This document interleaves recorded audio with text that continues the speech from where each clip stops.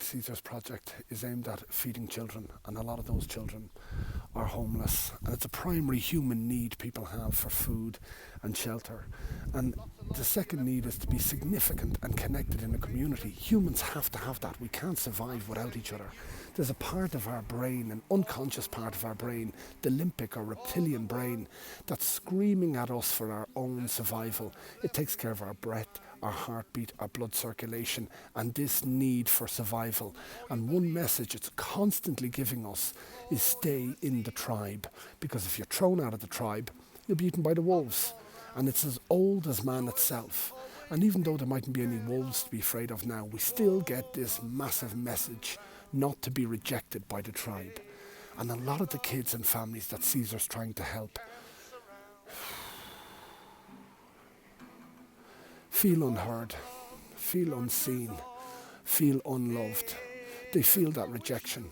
And let me tell you, that part of the limbic brain, that pain signal, those reactors that are sparked off in us, they're the same reactors that are sparked off when we break a bone. It's the same pain when we feel we're rejected or ignored by our community. And these kids are feeling that, folks. You need to know that. And you know, bones heal, but that feeling of isolation, that feeling of rejection, that feel of being unworthy or unseen, that's continuous. And it's led to a sense of hopelessness in these kids.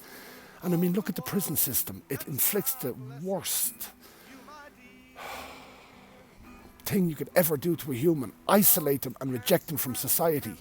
People will tell you who get life, and my projects worked in political prisons. They'd prefer to take the bullet than be locked up and ignored for 22 years. But we don't do that. We lock them up and ignore them because shooting them would be inhumane. So we lock them up and isolate them. These kids feel locked up and isolated in our community. If you're not going to give them a lucky penny, or if you're not going to give, which I'd strongly recommend, you give a lucky penny to a worthy cause who you know is going to be accountable and follow up on their actions. Give them a smile or a hello. If you don't say God bless, say good luck, but don't ignore them, because that is cruel, beyond any torture from one human to another. That is the worst thing we could ever inflict. And as 1138 is trying to feed the physical beings, Roots Wellbeing has joined them to try and feed their mind, body and spirit, because there is a level of fear in this world that is crippling people. Fear of rejection, fear of failure, fear of being isolated or thrown out of the community. And it's this fear that's accountable for so many suicides and hopelessness in the world. And we are trying to help those that work with these kids and these kids themselves to regain a bit of hope and faith in their life.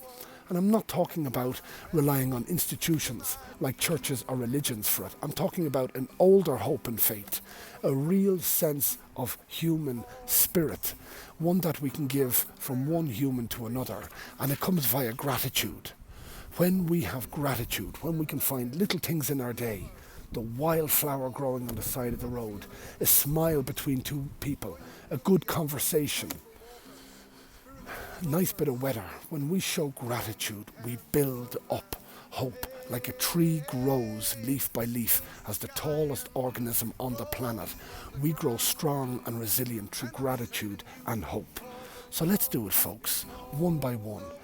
Let's find a bit of gratitude in our day for our own selves and share that with others. We can come together. I believe we can come together and create a new world, one away from fear and one towards hope. Good life, good health, good future. Many blessings.